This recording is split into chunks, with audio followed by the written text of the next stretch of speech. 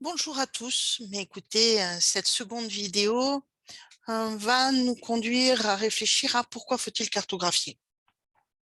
Pourquoi modéliser devient important quand on veut maîtriser son système d'information, son organisation, ses chaînes de valeur. Souvent, on me demande, mais à quoi ça sert? Pourquoi avoir un catalogue d'applications, un catalogue de métiers ou de fonctions, un catalogue de processus devrait suffire? Oui, si on veut garder une vision d'ensemble globale, ça suffit. Sauf que lorsqu'on veut réellement investir, il va falloir entrer dans un certain détail technique, peut-être pas trop loin, mais il va quand même falloir modéliser un certain nombre de choses. C'est un petit peu comme si vous vouliez faire construire une maison et que la seule chose que vous donniez au partenaire qui va construire cette maison, c'est uniquement vos besoins globaux. Donc un catalogue de pièces. Donc je veux 4 chambres, une cuisine ouverte sur un salon, 3 salles de bain, 4 WC, un garage, et puis que vous donniez quelques indications d'ordre de mètres carrés utiles pour chaque pièce. Clairement, ça ne suffirait pas à construire une maison. Pour construire une maison, on a besoin de plans détaillés. C'est un petit peu pareil pour les organisations et les systèmes d'information et les applications digitales ou informatiques au sens large. On a besoin d'éléments plus fins. On a besoin d'une description plus fine. On ne va pas le faire pour tout quand il s'agit des organisations parce qu'on a un passé qui est très long, mais on a quand même besoin de cartographie. Et donc, cette deuxième vidéo va réfléchir sur pourquoi on cartographie et pourquoi on a cartographié. Donc, comme l'autre vidéo, cette présentation fait l'objet d'un copyright. Elle est donc protégée et ne doit pas être utilisée ou diffusée de façon commerciale sans mon consentement et sans mon information. Il y a une chose qui est importante, c'est que tout grand stratège dispose de cartes à jour et il dispose aussi de cartographes, donc de personnes qui sont là pour cartographier. On le voit dans les événements récents en Ukraine, on nous présente des cartes pour nous montrer les mouvements de troupes, les dégâts dans certaines villes et pour nous donner une représentation géographique. De tout temps, on a fait des cartes. Donc là, je vous en ai mis quelques-unes. Celle du milieu, là, la carte de Paris, et puis la carte où il y a les différentes villes, les bourgs, écrits en lettres romaines, les bourgs avec un château, les paroisses, etc. Ce sont des cartes Cassini qui étaient extrêmement précises. Donc, 17e, 18e siècle, la famille Cassini a cartographié la France au 1,86 millième par triangulation. C'est les premières cartes par triangulation terrestre qui ont été faites en France. Avant, on se contentait d'aller d'une ville à une autre et puis d'apprendre les trajets ou de demander son chemin. Au début du XXe siècle, la société Michelin, qui voulait encourager l'utilisation des voitures et donc l'usure des pneus pour en vendre plus, a fourni des cartes aux conducteurs. Et ça, c'est la photocopie d'une légende de cartes autour de la Belgique, Bruxelles, Liège, Mons, et ainsi de suite, qui permet effectivement de façon très simple de se repérer de façon géographique. Avec les cartes Cassini, il y avait un détail et une finesse qui faisait qu'elles étaient peu utilisables en l'état, ou alors il fallait vraiment beaucoup de cartes pour aller de Paris à Marseille. Avec les cartes Michelin, on est arrivé à une économie de mots avec quelques signes, une vingtaine de signes, une trentaine de signes. On arrive à avoir une carte qui est très précise et qui est suffisante. À droite, c'est la légende de cartes Archimate qui permet de cartographier à la fois des processus, des capabilities des chaînes de valeur, des processus, des applications et des données, de la technologie digitale, informatique, de la technologie physique, des ateliers, des équipements, une couche de motivation qui explique la motivation pour réaliser un projet ou réaliser un changement majeur, et puis quelques éléments peu hésités qui permettent de décrire finalement les grands axes des projets de transformation. Donc, tout grand stratège va toujours disposer de cartes à jour. Et je vais vous l'expliquer par une carte du XIIe siècle. En cherchant une jolie carte pour illustrer un PowerPoint, je suis tombée là-dessus. Sur le coup, j'ai pas très bien compris, parce que moi, je ne lis pas l'arabe, donc je n'ai pas très bien compris ce que je voyais. Et en fait, c'est une carte mondiale qui date du XIIe siècle, 1154, qui a été réalisée par un cartographe qui s'appelle Al-Idrissi, qui était à la fois un grand savant, un médecin, un cartographe, un astronome, comme on pouvait en trouver à cette époque-là, et qui a fait ça pour le roi de Sicile. Et donc, il a fait cette carte comme cela, et en fait, il a représenté le nord en bas, le sud en haut, et donc inversé l'est et l'ouest. Ça m'a beaucoup surpris. En fait, j'ai pas compris, je l'ai mis de côté, mais un peu plus loin, je l'ai retrouvée alors qu'elle avait été renversée. Donc, pour les locuteurs arabes, effectivement, ça va sans doute leur poser un peu de problème parce que les mots seront écrits à l'envers, mais on peut constater qu'il y a une représentation du monde qui, pour l'époque, est extrêmement précise. Il faut savoir que cette carte, c'est une map monde et qu'il y a aussi une immense planisphère et 70 cartes de section. Donc, il n'a pas fait qu'une seule carte, il en a fait beaucoup. Et la question que je me suis posée, c'est comment a-t-il pu faire ces cartes avec ce niveau de précision? Alors, c'est clair que l'Afrique, elle n'est pas complète. L'Europe, elle a un peu transformé. La péninsule arabique, par contre, est extrêmement précise, de même que l'Égypte. Donc, je me suis dit, ce monsieur, il est égyptien. Puis un peu plus loin, j'ai lu que c'était un médecin marocain. Donc, effectivement, les cartes qui concernent tout le Maghreb sont assez précises.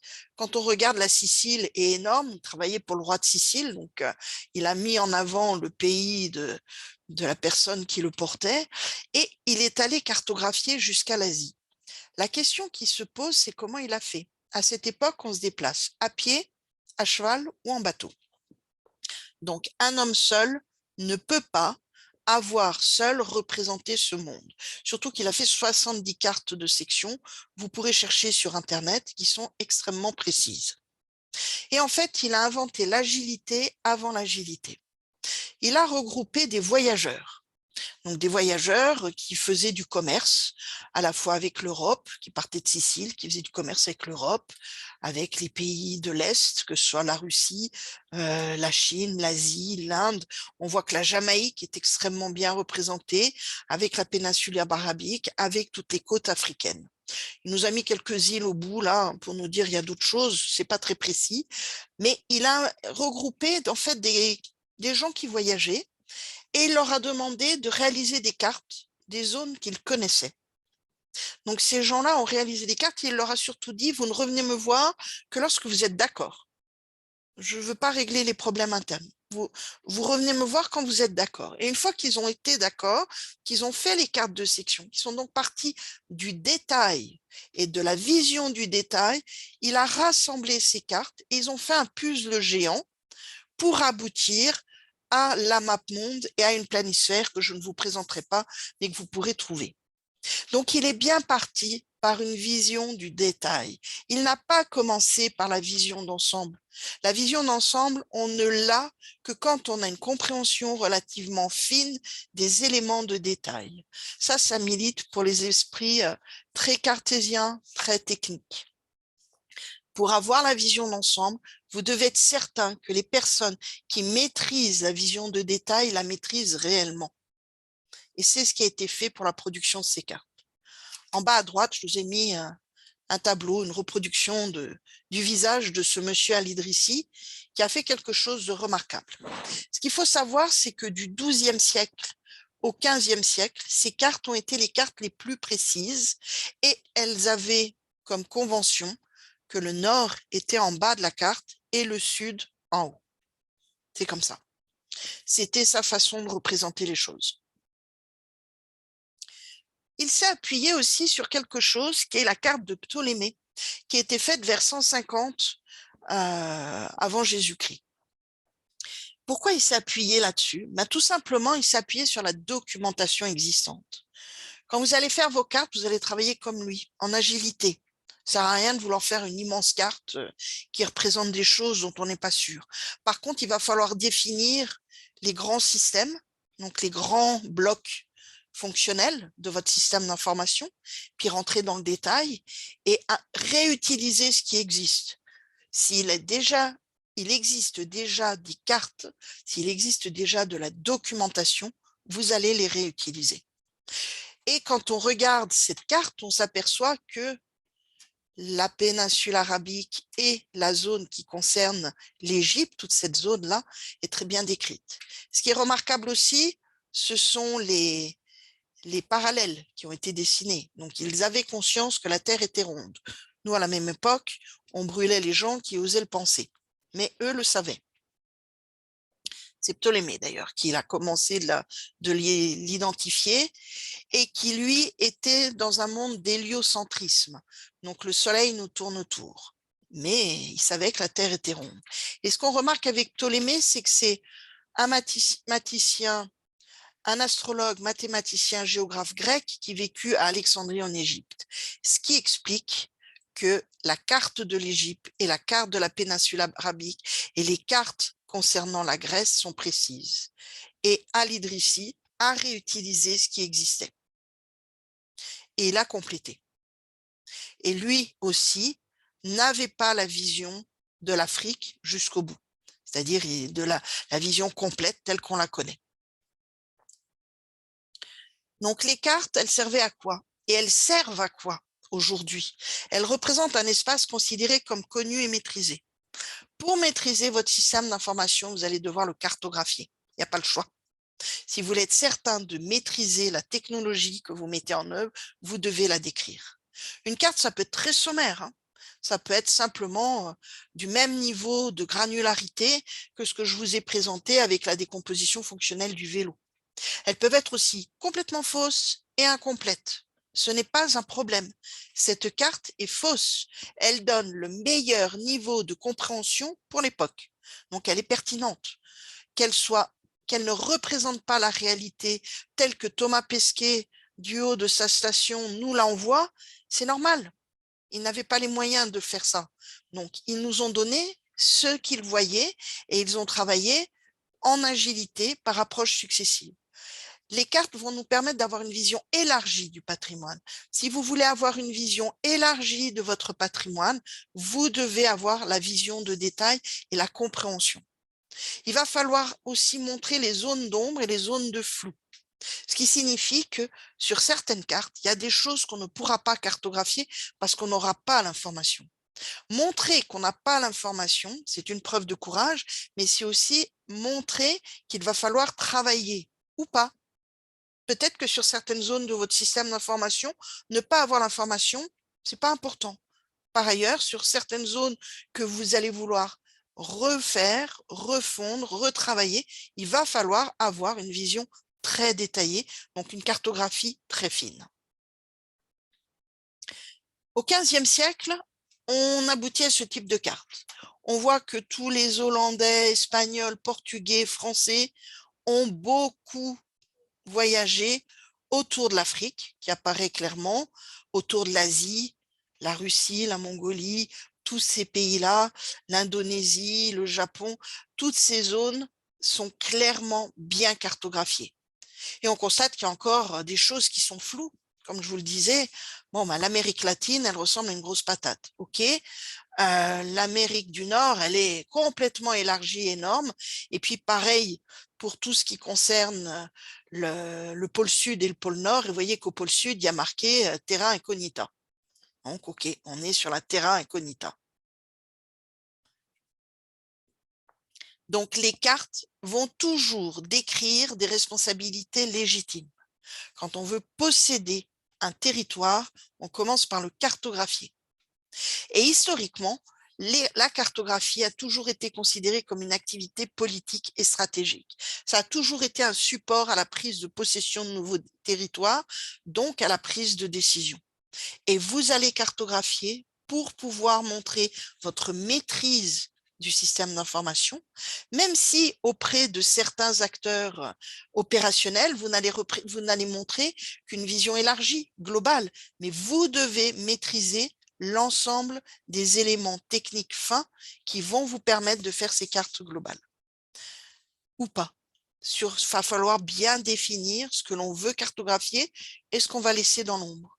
Peut-être qu'à cette époque, ne pas avoir une carte très précise de l'Amérique latine n'était pas important parce qu'ils n'avaient pas encore vu toute la richesse en or qui pouvaient être prises en Amérique latine. Donc, à ce moment-là, on était dans une étape où on n'avait pas besoin de le cartographier. Peut-être que s'ils l'ont représenté, c'est qu'ils avaient bien perçu cela, mais leur représentation était faussée parce qu'ils n'avaient pas encore suffisamment voyagé. Et donc, on accepte l'erreur. On accepte de faire des cartes qui ne sont pas exactement celles que l'on pourrait attendre dans un monde idéal.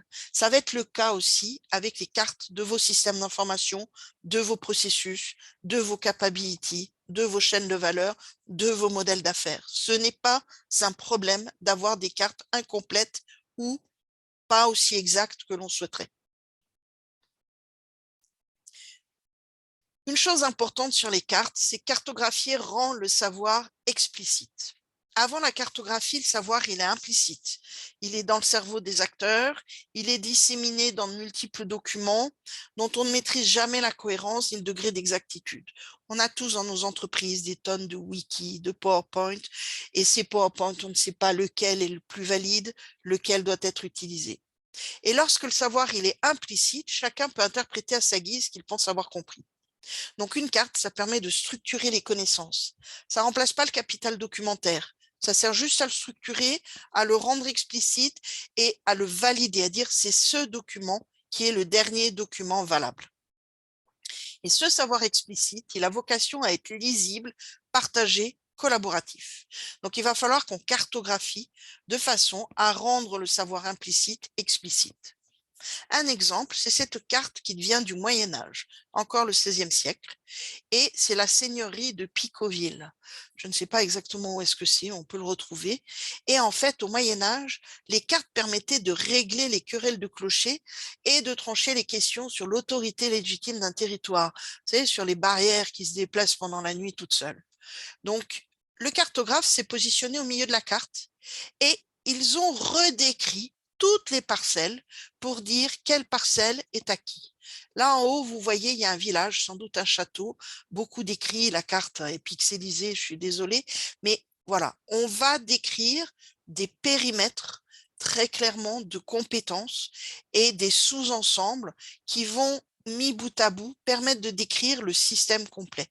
Chaque sous-ensemble sera décrit, finement ou pas. Des fois, on ne le décrira pas finement parce que ça n'a pas de sens, ça n'a pas d'intérêt. D'autres fois, au contraire, on va détailler très finement un certain nombre de choses pour rendre l'ensemble du savoir complètement explicite. Il y a une grande question. Qu'est-ce que modéliser? Qu'est-ce que cartographier? Est-ce qu'on modélise ou est-ce qu'on cartographie? Cartographier, c'est produire des cartes. Et modéliser, c'est produire des modèles, dont des cartes, dont des tableaux, dont des documents, dont des schémas. Vous n'allez pas supprimer en un instant tous vos schémas Draw.io, Visio ou PowerPoint ou autre. Vous allez les garder et vous allez modéliser et cartographier. La carte n'est pas un élément de communication en tant que tel. C'est un élément pour prendre des décisions. On va montrer les cartes, mais lorsque vous allez vous adresser à une direction générale, il est clair, c'est pas une carte seulement que vous allez présenter. Vous allez présenter du document beaucoup plus parlant, beaucoup plus attrayant. Il va falloir vendre la décision. Donc, on va toujours modéliser, on va toujours cartographier et il faut vraiment prendre en compte que les deux représentations ne s'excluent jamais. Jamais, jamais, jamais. C'est vraiment important. Cartographier, on produit des cartes. Sur un nouveau système, vous allez produire les cartes de ce système, mais vous allez aussi rédiger du document PowerPoint. C'est un petit peu comme quand on voyage. Quand on rentre de voyage, on ne présente pas la carte Google Maps ou autre que l'on a utilisée. On va présenter des photos, des choses attrayantes. C'est la même chose ici. Néanmoins, pendant notre voyage, pour prendre des décisions de quoi visiter, on va utiliser des cartes papier ou des documents de voyage, des livres de voyage qui vont décrire les paysages que l'on peut rencontrer. Et puis, pour se déplacer, on va utiliser Google Maps. Donc, on est vraiment sur une double approche de cartographie et de modélisation avec tous les outils à notre disposition. Pour le patrimoine fonctionnel, applicatif ou pour les processus, on va utiliser des langages de représentation qui sont différents des langages de représentation géographique. On va utiliser le plus anciens, on va dire, c'est UML, le premier, avec le BPM, qui sont arrivés à peu près en même temps. Et on va avoir deux autres langages plus récents, le 6ML, qui est issu du ML pour les éléments systémiques complexes. Donc, on va cartographier en termes de système, d'ingénierie système. Et puis Archimate, qui s'inspire aussi du ML, mais qui a un élément chapeau et qui est finalement le langage chapeau qui va permettre ensuite de décrire des systèmes logiciels en UML, des processus en BPM, des systèmes complexes en 6ML. Donc, ces langages sont des références pour les cartographes, des organisations et du système d'information. Donc, on va avoir des personnes qui vont cartographier. Ce travail va prendre du temps. Il ne faut pas se le cacher, ça va prendre du temps. Ça va permettre d'en gagner, mais il y a une phase où on va prendre du temps pour le faire. Il y a plusieurs solutions. Moi, je vois plusieurs solutions. Effectivement, on dédie, par exemple, dans les meilleurs des cas, on dédie une demi-journée ou une journée par semaine à la cartographie de certains systèmes, de certaines organisations qu'on juge stratégiques. Et puis, dans d'autres cas, on va prendre des prestataires, des stagiaires, des personnes qui vont venir réellement cartographier à partir des éléments documentaires qu'on aura triés. Une chose importante, c'est que vous allez devoir trier vos documentations. Et souvent, on se rend compte qu'on a des documentations qui ne sont pas à jour. Au mieux, on a les documentations projets, mais on n'a pas la documentation complète des systèmes que l'on souhaite documenter. Et la vision produit va nous permettre de maîtriser et de conserver sous forme de carte, mais aussi sous forme documentaire, l'ensemble des éléments d'un produit, d'un système. Et ce produit va se décrire sous forme de, finalement, groupe fonctionnel, d'éléments fonctionnels importants, de capability et donc de bundle de contexte. La question à se poser, c'est qu'est-ce qu'une bonne carte? Alors, en modélisation, seul le langage compte. Seul le message compte, pardon. Il n'y a que le message. Et le meilleur des modèles va toujours commencer par une histoire et un crayon. Chaque carte raconte une histoire. C'est une histoire simple, avec peu d'objets, une économie de mots, et vous allez la faire sur du papier avec un crayon ou sur du Draw.io si vous avez l'habitude ou vous préférez, ou du Visio, mais ne partez pas immédiatement à vouloir cartographier en UML, en BPM, en Archimate. Réellement, racontez l'histoire, prenez vos crayons, racontez des bouts d'histoire en gribouillant sur du papier et ensuite réfléchissez à la traduction en Archimate, en UML, en BPM de ce que vous voulez raconter. Pourquoi ça? Parce qu'on ne peut pas réfléchir et modéliser. Quand on modélise, on s'intéresse aux objets et à leur signification. Donc, il faut déjà avoir une vision extrêmement précise de ce que l'on veut modéliser. Et il y a une chose qui est importante, c'est que la forme compte plus que le fond. Les cartes qui ont été proposées par M. Ali Idrissi au XIIe siècle sont belles. Ce sont des tableaux. Les cartes du XVe siècle que je vous ai présentées, elles sont belles. Le fond n'est pas bon. Ils n'ont pas encore la compréhension fine de notre monde, mais cela n'a pas d'importance. La forme compte et la forme doit compter beaucoup plus. Vous devez faire des cartes qui sont belles, qui sont attrayantes et qui peuvent être présentées dans n'importe quel contexte. La deuxième chose aussi qui est importante, c'est on va privilégier le lecteur. Donc la carte, elle est là pour être lue. Elle ne doit pas être un gros brouillon avec plein de flèches et plein d'objets partout. Elle doit permettre au lecteur de la comprendre sans connaître les principes de cartographie et sans connaître le langage de modélisation. Donc, qu'est-ce qu'une bonne carte? Déjà, on va être dans une économie de mots. C'est une petite histoire, comme je vous disais, on se focalise sur le message. Alors, en gros, c'est une page A4 avec autour de 10 objets et moins de 5 objets différents. Donc, c'est quelque chose qui est très sobre.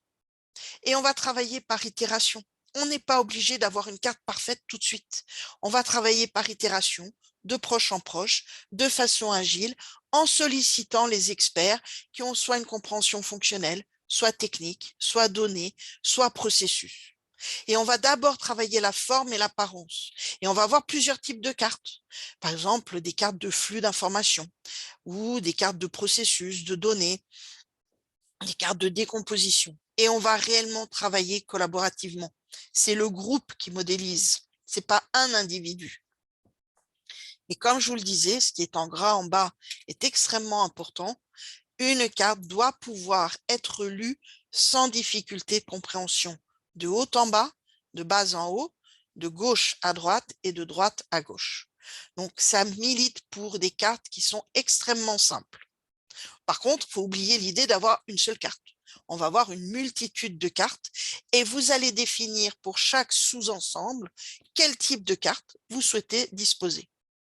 Pour ça, je dispose de certains templates qu'on pourra échanger là, on pourrait échanger sur ces templates et échanger sur le niveau de granularité que vous voulez atteindre. C'est-à-dire pour chaque template, on va définir un niveau maximum de finesse et on ne va pas réaliser des cartes extrêmement détaillées en première instance. On va le faire pas à pas en fonction des besoins. Par quoi on commence quand on cartographie? Eh ben, c'est simple. On commence toujours par ce qu'on connaît le mieux et on commence par ce qui est simple. En fait, les cartographes géographiques sont des observateurs avisés de ce qui les entoure. Pourquoi est-ce que la carte du XIIe siècle ne présente pas l'Amérique et ne présente pas la structure finalement de l'Afrique, la forme de l'Afrique telle qu'on la connaît? Ben parce qu'ils n'y étaient pas allés, parce qu'ils ne l'avaient pas vue, parce qu'ils ne connaissaient pas. Et donc, on ne cartographie que ce que l'on voit, qu'on expérimente et qu'on connaît. N'essayez pas de faire cartographier une stratégie d'entreprise à un profil très technologique. Demandez-lui par contre de cartographier la technologie.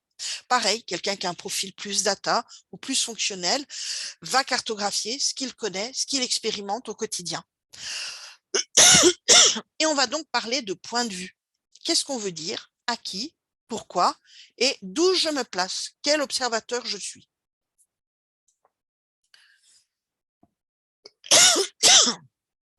On va construire pas à pas donc une démarche d'architecture d'entreprise. Et on va définir qui sont nos clients, quelle est la valeur qu'on souhaite apporter, qui sont les parties prenantes, c'est-à-dire les personnes internes à l'entreprise, et quelles sont les solutions.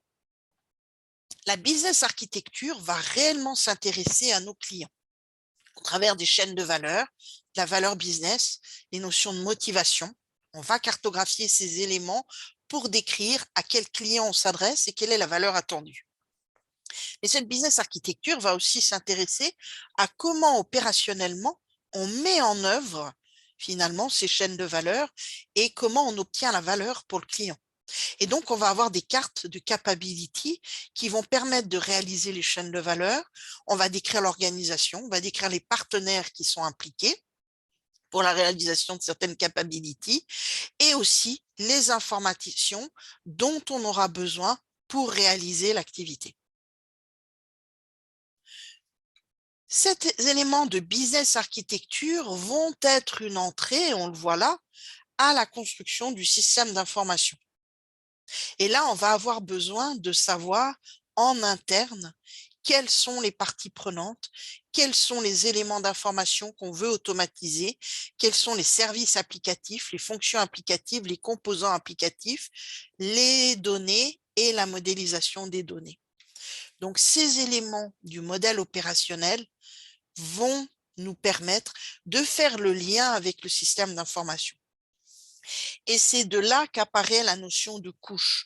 Vous avez tous entendu quand on modélise, quand on cartographie le système d'information, on est sur un modèle en couche. Eh bien, il apparaît comme ça. C'est-à-dire chaque couche est liée à celle qui vient d'avant, qui a été réalisée avant, et nous permet d'avoir la vue d'ensemble. À partir du modèle d'information et de données, on va pouvoir décrire tous les éléments technologiques. Et vous allez pouvoir partir de là où vous êtes. Si vous avez une très bonne vision du système d'information et de la vision donnée des acteurs qui sont impliqués, cartographiez ça. Vous pouvez aussi partir de des fonctions techniques. vous êtes un architecte technique, vous êtes DevOps, vous maîtrisez la technologie, commencez par cartographier ce que vous voyez. Et puis, vous allez échanger avec des personnes qui sont plus fonctionnelles. Et là, eux vont vous donner les éléments fonctionnels. Donc là, vous aurez une première vision du système d'information, à la fois fonctionnel et technologique. Vous vous rappelez, je vous ai dit qu'on structurait le système d'information avec deux approches, une vision business et une vision IT. En ayant ces cartes technologiques et fonctionnelles, on a la vision IT. Et puis la vision business, on l'a grâce à la description du modèle opérationnel et des éléments de chaîne de valeur. Donc, on est bien dans des démarches où tout se relie les uns aux autres, les différents éléments sont reliés les uns aux autres et permettent de construire cette double vision à la fois informatique et business. Par quoi on va commencer? On va adopter deux stratégies, la stratégie en tâche de léopard et la stratégie en tuyau de poil. On va viser avec la stratégie du léopard, on va viser le 100% utile. Qu'est-ce que c'est que le 100% utile? Cette stratégie, elle a été très adaptée par les opérateurs téléphoniques quand ils ont mis en œuvre soit le téléphone mobile, la téléphonie mobile, soit maintenant la fibre. C'est-à-dire qu'on commence par modéliser et cartographier ce qui apporte le plus de valeur pour les opérateurs téléphoniques, ce qui leur apportait le plus de clients. Du coup, on avait plein de zones blanches au début de la téléphonie mobile où on ne pouvait pas téléphoner. Puis on arrivait dans des zones où on pouvait. Donc au début, ça a été finalement Paris, Lyon, Marseille, les grandes villes qui ont été couvertes. Puis après, Bordeaux, Nantes, Lille, Grenoble, Chambéry, Clermont, toutes ces petites villes, ces villes moyennes, pas petites, excusez-moi, ces villes moyennes, et puis pas à pas toutes les petites villes. Donc on fonctionne bien par tâche. Et puis même encore maintenant, de temps en temps, on se retrouve dans un coin de forêt ou de montagne où le téléphone ne passe pas. Donc il y a encore des zones blanches, mais qui concernent tellement peu de personnes qu'on ne les considère plus. Donc on est bien dans une vision par tâche de léopard, et ce léopard finalement peut devenir une très belle panthère noire une fois que toutes les tâches sont reliées les unes aux autres et qu'on a pu circuler d'un bout à l'autre de la France et puis voir d'autres pays sans avoir à relancer son téléphone. Une fois qu'on a identifié ces tâches de léopard, on va avoir une stratégie en tuyau de poil. C'est-à-dire que sur certaines tâches du léopard, sur certains aspects, sur certains contextes précis, donc on rejoint cette notion de bounded contexte, on va creuser très très fin et très finement. Et on va cartographier du sol au plafond, du toit jusqu'à la cave. Et donc on va creuser une sorte de sillon vertical pour épuiser le sujet et avoir toute la vision détaillée. Mais on ne va pas le faire pour tout parce qu'on n'en aura pas les moyens. Ce n'est que pas à pas que vous allez arriver à avoir la couverture complète, sans zone blanche, de votre système. D'abord, vous allez identifier les grandes zones, les grands bounded contexts, comme on peut les appeler, donc ces grands éléments, ces grandes zones, ces grandes tâches, et puis vous allez cartographier pas à pas ces fonctions-là. Il va falloir décrire des éléments de gouvernance. Et il va falloir, au-delà des éléments de gouvernance, faire des choix. Donc, pour faire des choix, on va réaliser des heatmaps. Ces heatmaps, donc les cartes de chaleur, entre guillemets, vous les connaissez. Au début de la crise du Covid, on avait ça. On avait des zones rouges, des zones oranges, des zones vertes. Et puis, on a eu de plus en plus de zones rouges, des zones rouges qui redevenaient oranges, des zones oranges qui redevenaient vertes ou qui repassaient rouges, etc. Ce sont des heatmaps. C'est-à-dire, on va identifier sur les tâches de léopard, donc ces tâches de léopard vont être représentées par ce qu'on appelle des capacités, des capabilities, des zones qu'il faudra creuser et sur lesquelles on va appuyer donc notre stratégie, appliquer notre stratégie en tuyau de poil, on va cartographier finement. Mais il va falloir définir qu'est-ce qu'on cartographie. Pourquoi on cartographie, quoi et quand.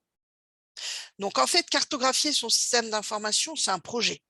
C'est quelque chose que vous allez faire, vous allez lancer ce projet de cartographie, mais ça doit devenir une activité récurrente qui ne doit jamais s'arrêter. Le quoi, le pourquoi et le quand sont toujours très, très liés. Et on doit toujours savoir qu'est-ce qu'on cartographie, pourquoi on le fait, quelle est la cible et quand. Par exemple, je veux cartographier l'organisation, les informations métiers, les fonctions, les processus métiers. Pourquoi? Parce que je veux transformer mon organisation. Donc, je ne vais pas tout cartographier. Je vais cartographier sans doute les zones que je veux transformer. Et puis, peut-être d'autres zones adjacentes, mais pas tout. Du coup, je vais pouvoir présenter l'organisation existante, l'organisation cible et les apports de valeur pour le client. Et quand est-ce que je le fais? Je dois le faire au début de mon projet de transformation pour démontrer la valeur pour le client de cette nouvelle cible organisationnelle. Et puis, il va falloir s'assurer ensuite de sa mise en œuvre opérationnelle et des gains obtenus. Et ainsi de suite, vous allez parcourir tous les éléments qui peuvent être fonctionnels, technologiques ou au contraire métiers pour décrire ce que vous souhaitez cartographier, pourquoi, à l'occasion de quel événement majeur, avec quelle cible, qu'est-ce que vous allez cartographier et quand vous allez le faire. Donc là, il y a un premier tableau. Je vous laisse quelques minutes si vous voulez y réfléchir ou si vous souhaitez le prendre en photo. Celui-ci, je vous le donne, j'ai aucun problème avec ça.